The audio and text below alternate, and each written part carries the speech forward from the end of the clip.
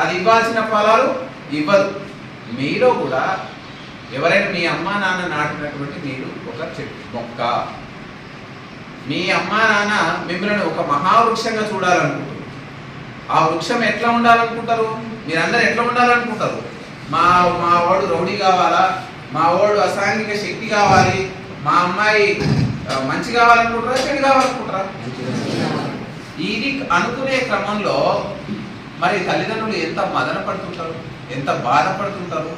మీ యొక్క సంతోషం కోసం, మీ యొక్క బట్టల కోసం, మీ యొక్క అలంకరణ కోసం, మీ యొక్క పుస్తకాల కోసం, మీ యొక్క పెన్నుల కోసం, మీకు ఇచ్చేటువంటి ప్రతి వాటి కోసం ఎంత బాధపడుతుంటారో మీకు తెలుసా?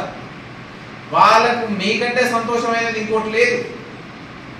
ఒక వృక్షాన్ని పెట్టినటువంటి వ్యక్తి ఎంత మదన పడుతూ ఆ మొక్కని మహావృక్షంగా తయారు చేసిన ఉద్దేశం ఏంటంటే